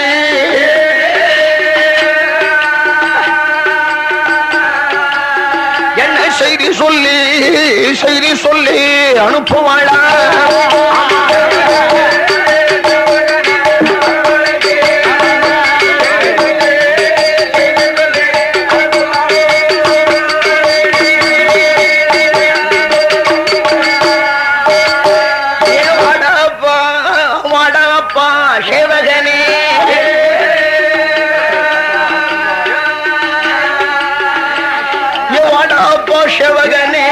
வார்த்தை ஒன்று சொல்ல கேளாய். என் கணவர் மன்னவரோ இருந்து தவம் செய்து வரும் தவசருக்கும் இடம் தண்ணிலே தானே நீயும் சென்றல்லவோ. குழந்தை கிடைத்த விவரம் சொல்லி குழந்தை கிடைத்த எமது கோமகனை அழைத்து வாடா.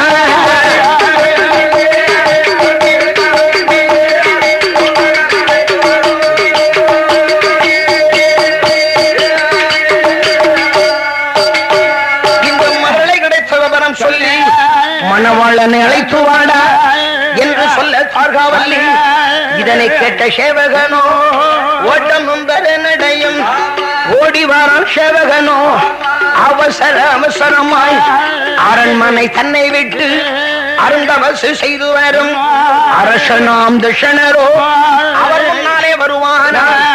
வந்த ஒரு சேவகனோ தமது வாய் திறந்து ராசாவே ராசமன்ன ராசமன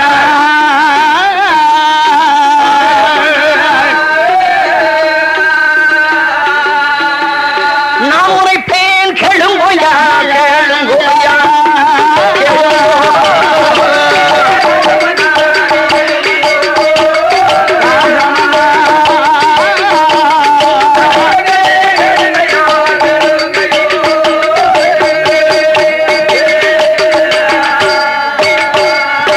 மன்னவர்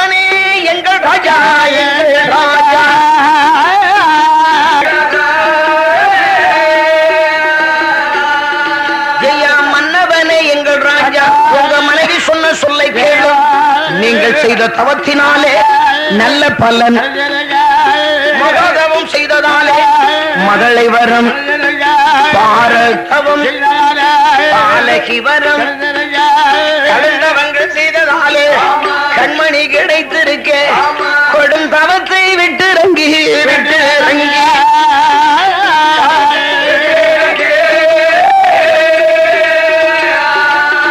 உங்க குழந்தையை பார்க்க வாங்குவோம், பார்க்க வாங்குவோம்.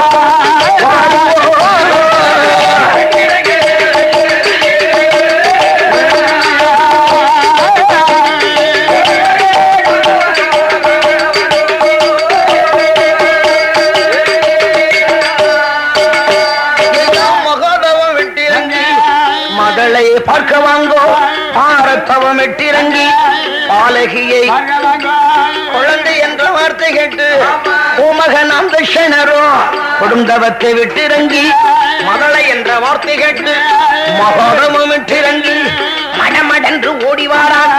சேவகனோ பின்னடக்க ராஜன் அவன் அப்படி முன்னும் பின்னும் நடை நடந்து முகம் அரண்மனைக்குள் வந்து சேர்ந்தான், வந்து சேர்ந்தான்.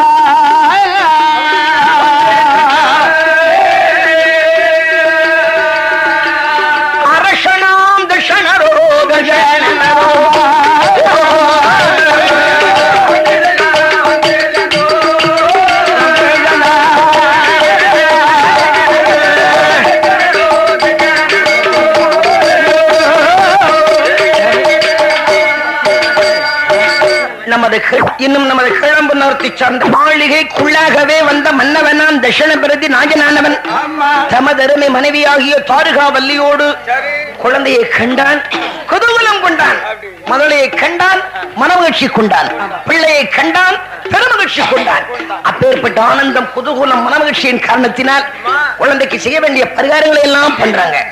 கொப்பில் எடுத்தார்கள், குளிப்பாட்டி எடுத்தார்கள், சேனை போட்டுகிறார், சிறு மஞ்சனை ஆட்டுகிறார், நீராட்டி தாராட்டி நல்ல பொட்டுகள் எல்லாம் போட்டாங்கோ. தாராட்டி ஓராட்டி தைதனப்பா ரமர்கள் எல்லாம் ஊட்டி அருமை மகளாம் கண்மணி பாலகிக்கு யாருடைய பேரை கொடுப்போம்னு சொல்லி அரசனும் தேவியாரும் சேர்ந்து ஆலோசனை பண்றாங்க. தட்சணனும் தாருகாவல்லியும். அப்போ தட்சணன் சொல்லிக் கொண்டிருக்கிறார், பெண்ணை தாருகாவல்லி, ஆண்டவன் அருளால் கிடைத்த இந்த குழந்தைக்கு ஆண் குழந்தையாக இருந்தால் ஆண்டவன் கொடுக்கலாம், இது பெண் குழந்தையாக வல்லவா இருக்கிறது. ஆகவே பெருமான் பக்கத்திலே வந்துள்ள பேரழகியாம் பார்வதா தேவனுடைய பெயரை குழந்தைக்கு பரமேஸ்வரி பரஞ்சோதி என்று பெயர் கொடுத்தாங்க. அந்த பரமேஸ்வரி பரஞ்சோதி என்ற பெயரானது கொஞ்ச காலத்துக்கு அப்புறம் பார்வதி பார்வதினு கூப்பிட வச்சாங்க. வச்ச பேர் விளங்குறது கிடையாது இல்லையா? ஒரு பேர் வச்சா ஊருக்குள்ள 9 பேர் விளங்கு சகசம். துணை பேர்லாம் நாட்கள் அந்த காலத்திலும் கிடையாது, இந்த காலத்திலும் கிடையாது. அந்த ஊர்ல உண்டு, இந்த ஊர்ல உண்டு, இந்த ஊர்ல உண்டு, அந்த ஊர்ல உண்டு. ஆகையினாலே துணை பேர்ல நாட்கள் கிடையாது பாருங்க. அப்பேற்பட்ட பரஞ்சோதி பரமேஸ்வரி என்ற பெயரானது பார்வதி பார்வதி கூப்பிட வச்சுட்டாங்க. அப்பேற்பட்ட பார்வதா தேவியை தட்சணனும் தாருகாவல்லியுமாக சேர்ந்து எப்படி வளர்த்தாங்க தெரியுமா? பெண்ணே, எவ்வளவோ நாளைக்கு அப்புறம் என் பெருமான் நினைக்கிறதுக்கு உடைத்த இந்த பிள்ளையை நாம எப்படி வளர்க்கணும் தெரியுமா?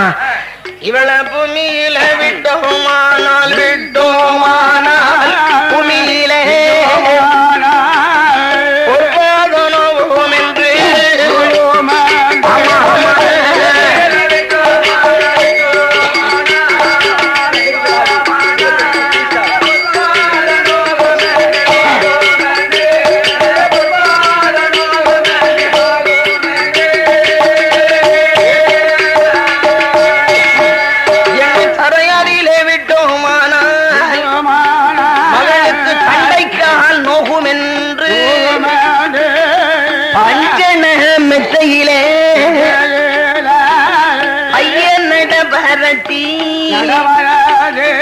என்ன போல கொண்டோல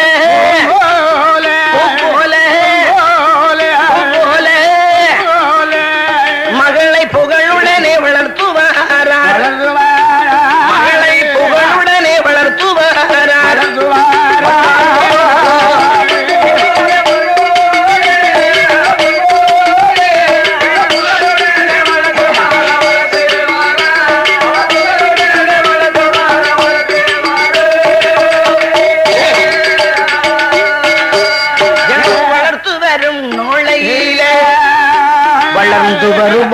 வரும் பார்வதியா ஒரு வயது இரு வயது மகளுக்கு உற்ற 3 வயது ஆச்சே 3 நல்லோ வயது தன்னில் மகளுக்கு முடியெடுத்து காதும் குத்தி கடுக்கன் போட்டார் மகளுக்கு கைக்கு தங்க காப்பும் போட்டார் அறையில் இட்டு மகளுக்கு அந்தோழி மேல்முறுக்கும் 4வது வயது தன்னில் மகளோ நடந்தாடுவார் 5 வயதான போது 5 வயதான போது வயது ஆனபோது 5 வயதான போது அருமை மகள் பார்வதியை அழகு மகள் பார்வதியை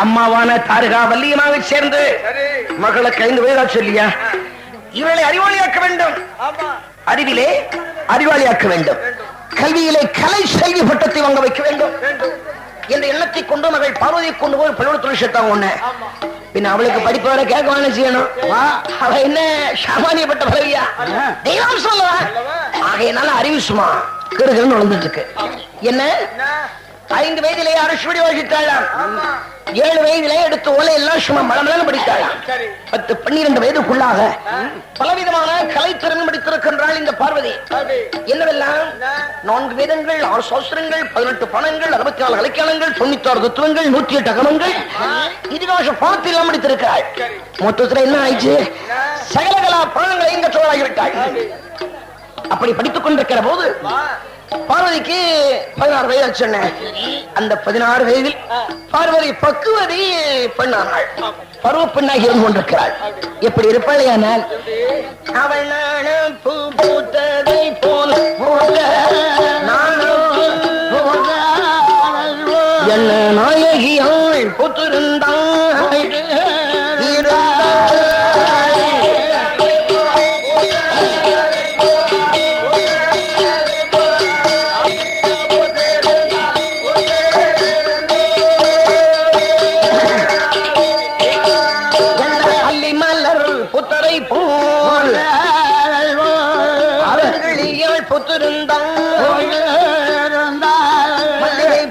புத்தரை போல் மங்கையவள் புத்திருந்தாள் குண்டுமல்லி புத்தரை போல் கோதையவள் புத்திருந்தாள்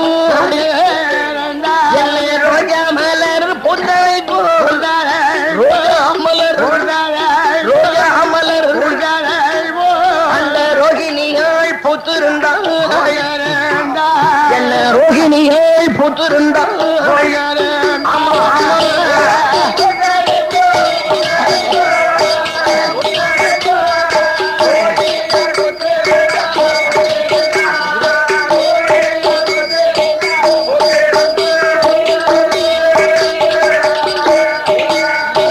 மாடார் மல்லி பூத்தனை மல்லி பூத்தனை வடிவழகி புத்திருந்தாள்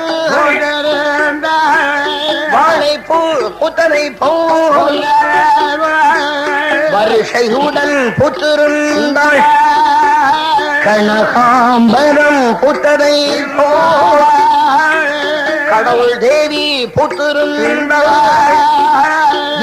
மாம்பு புத்தனை போல் மாம்பு மகையவள் புத்திருந்தாள்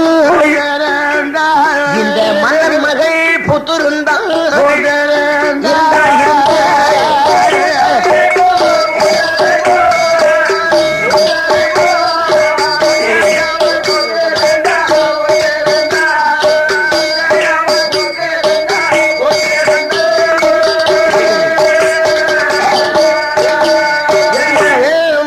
புத்தரை போல் நம்ம விமலன் தேவி புத்திருந்தாள்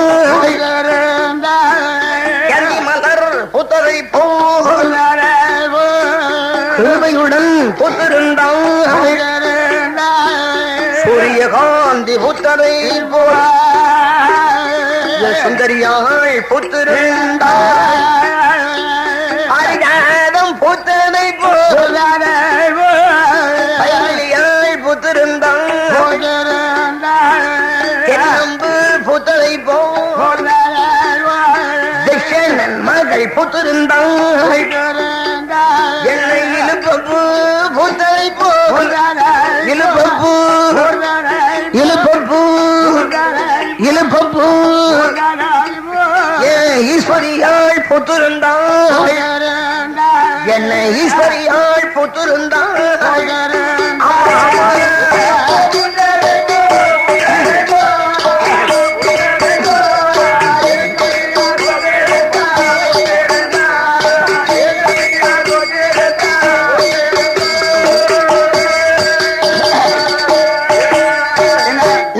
கீழாம்பூர் நகர 16 வயதிலே பக்குவதி பெண்ணாகி பருவ பெண்ணாகி இருந்த போது படை மன்னர்கள் தேசத்து ராயாக்கள் அத்துணைகள் ஒன்றாக சென்று பார்வதியை திரண்டு பெண் கேட்டு வந்தவங்க எங்கிருந்தெல்லாம் வந்தாங்க தெரியுமா?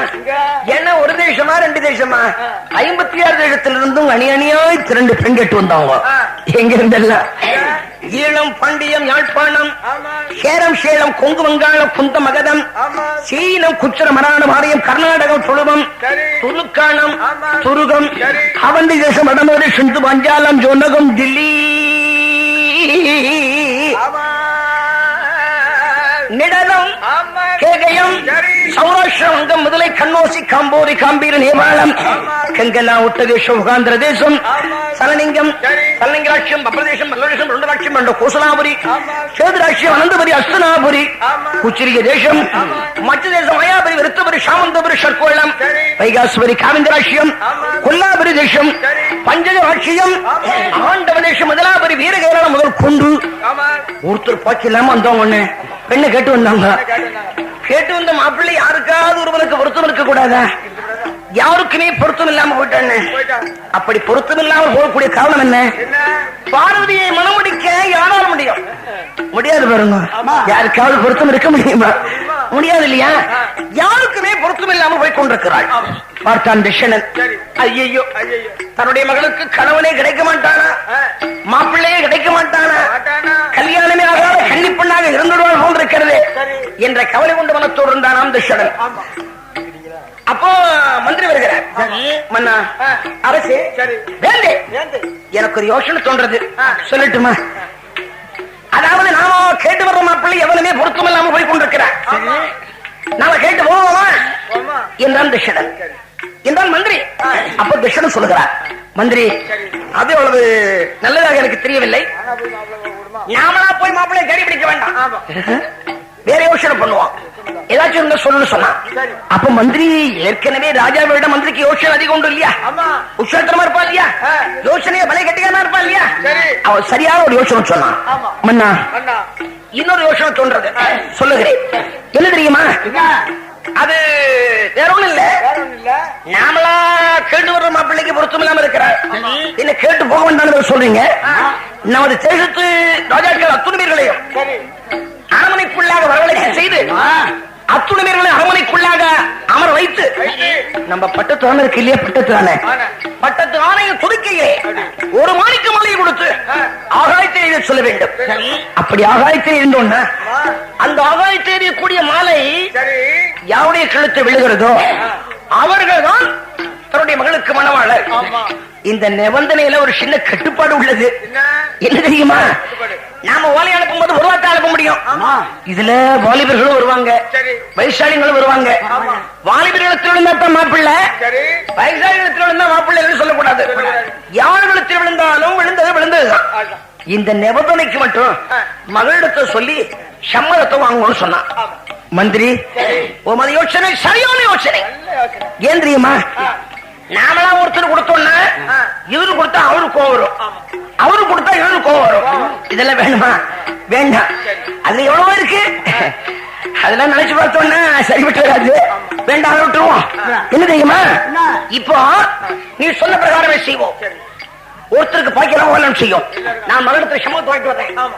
என்ற மகளுக்கு முன்னாடி வந்தான் மன்னவன் ரிஷபராஜர். மகளே மகளே, நாங்க இப்படி எல்லாம் ஏற்பாடு செய்து முடிவுக்கு வந்திருக்கிறோம். இதுக்கு உனக்கு ஏதாவது ஆட்சேபனை உண்டான்னு சொல்லி கேட்டான். எப்பா எப்பா எப்போ உங்க வார்த்தைக்கு எப்பாவது நான் மறுப்பு கொடுப்பேன். அப்பா உங்க சித்தம் நடப்பேன் என்ற அப்பா வார்த்தைக்கு கட்டுப்பட்ட மகள் அதை ஆமோதித்தாள். உடனே கிருஷ்ணனுக்கு யோசனை போச்சு. நாம மாலை விழுந்ததுக்கு அப்புறம் அதை செய்யறது இதை செய்யறது பந்தல போடுறது இதெல்லாம் இருக்க கூடாது. முன்கூட்டியே எல்லா ஏற்பாடும் செய்ய வச்சோம். மாலை விழுந்த உடனே கல்யாணத்தை நடத்தணும். கல்யாணம் பண்ணதுக்கு அப்புறம் பந்தி போஷணம் வைக்கணும் என்ற எண்ணத்தை எண்ணி அவ்வளவு காரியம் செய்துட்டு இருக்கான். பந்தல போட்டானே, பந்தல் லட்சுமா உங்ககிட்ட வந்து எங்கிட்ட வந்தா யார் வீட்டு வந்தா? தசரதர் மகள் பார்வதி பந்தல் கல்யாணம் பண்ண பாருங்க. அவ்வளவு பிரமாணமா பந்தல் போட்டிருக்கான். அப்புறமா ராஜாக்களுக்கு எல்லாம் ஓலை அனுப்பிச்சான் இல்லையா? ராஜாக்கள் வந்தாங்கன்னு சொன்னா சும்மா வருவாங்களா? எப்படி எல்லாம் வருவாங்க. ஆணையில போவாங்க, ஆணையில வருவாங்க. குதிரை வச்சிருக்கிறவங்க குதிரையில வருவாங்க. பல்லக்கு வச்சிருக்கிறவங்க பல்லக்கில் வருவாங்க. ஒட்டகம் இருக்கவங்க ஒட்டகத்துல வருவாங்க. இன்னும் ஆனை குதிரை ஒட்டகம் பல்லக்கு ஒண்ணுமே இல்லைன்னா சக்கரா வண்டியை வாடகைக்கு மட்டும் சொல்லுவாங்க. அப்படி வர்றப்போ இந்த ஆனை குதிரை ஒட்டகம் இதெல்லாம் வரும் இல்லையா?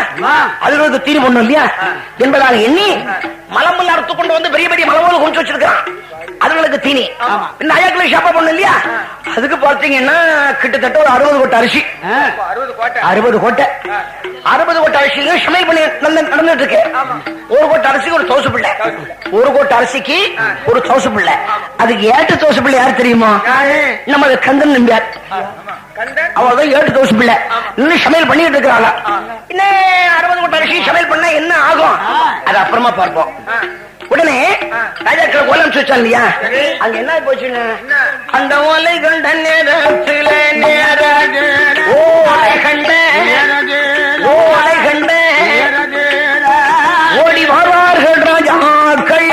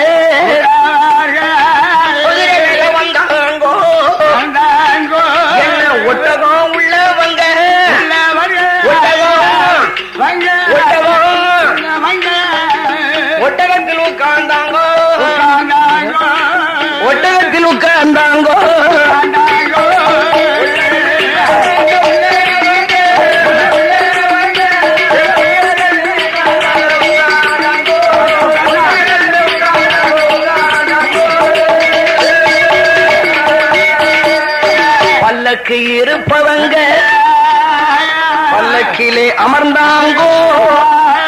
அனைவருமே ஒன்று கூடி அரசன் தட்சணனின் அரண்மனைக்கு வரபோது அவங்க குல தெய்வத்தை அடிவன் நின்று வணங்குகிறார்.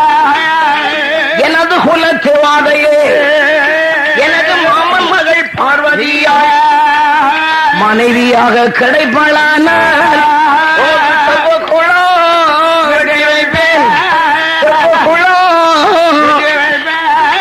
வெட்டி வைப்பேன் தெய்வமே, உமக்கு திருமணிகளை கட்டி வைப்பேன் தெய்வமே.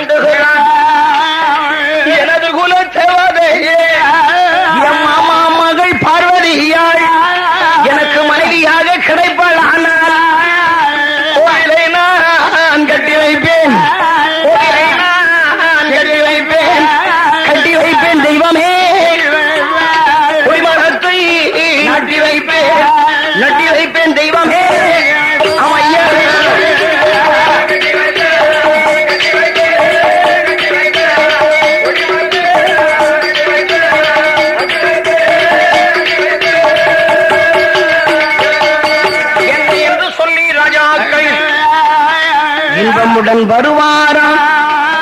வல்லதொரு ராஜாக்களை வரவேற்க வேண்டும் என்று திஷண பிரதிராஜன் தலைவாசல் முன்னாலே தனித்து நின்று கொண்டு வாருங்கோ ராஜாக்களே, வாருங்கோ ராஜாக்களே, ராஜாக்களே வாருங்கோ ராஜாக்களே, வந்து உள்ளே அமருங்கோயா, அமருங்கோயா ஐயா, அமருங்க ஐயா, அமருங்கோயா.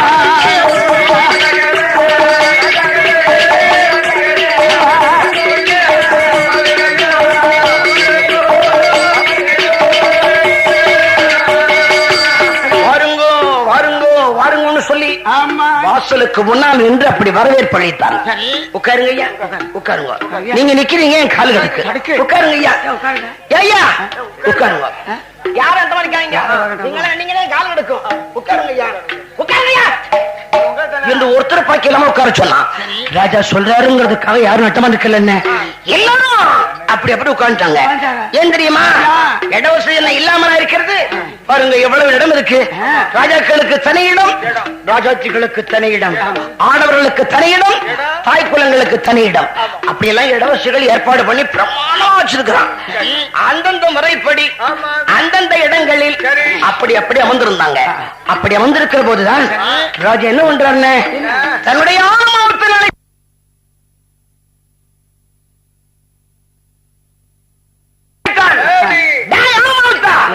எங்கடா போன என் மகா ஆனை குழப்பாட்டு கொண்டு வான்னு சொன்னான். உடனே ஆனமாவத்து யாரு என்ன? அவன் தான் நம்ம பழைய சந்தன சட்டக்கார வெளியே பிறந்தா இல்லையா, அவன் ஆனையை கொண்டு போய் ஜோர குழப்பாட்டு கொண்டு வர்றான். மேனி மினிக்கு நாமம் சாத்தினான், நிற்கவில்லை நீரணிந்தான், வாளுக்கு வண்டயமும் வலது கால் செஞ்சிலம்பும் ஜோர அலங்காரம் பண்ணி பந்தல்ல கொண்டு வந்து நிறுத்தினான். பின்ன ராஜா மாணிக்க மாலையை தயாரா வச்சிருந்தார். அவருக்கு பாஷை தெரியாது இல்லையா, அனுமாவச்சா இந்த மாலையை கொண்டு போய் ஆனா துதுக்கையில பாஷையை சொல்லி கொடுன்னு சொன்னான். ஆனமாவத்தோன மாணிக்க மாலையை கையிலே வாங்கினான். மத யானை அருகாமையிலே சென்றான். ஆன பாஷையை சொன்னான். ஆன பாஷையை சொல்லி அந்த மாணிக்க மாலையை மலையான துதுக்கையில கொடுத்தான். மாணிக்க மாலையை மலையான துதுக்கையில வாங்கி பந்தல்ல மத்தியில் அப்படியே ஒரு சொல்லிட்டு ஆகாயத்தை இருந்துச்சுன்னு. அப்ப என்னாச்சு? என்ன ஆகாயத்தில் இருந்த மாலை அந்தரத்தில் வருகுதையா, பார்வதா தேவி மாலை படை மன்னர்கள் மத்தியிலே பந்தலிலே சுற்றுதையா, சுற்றி சுற்றி வருவதையா, சுற்றி சுற்றி சுந்தரி அவள் மலையது.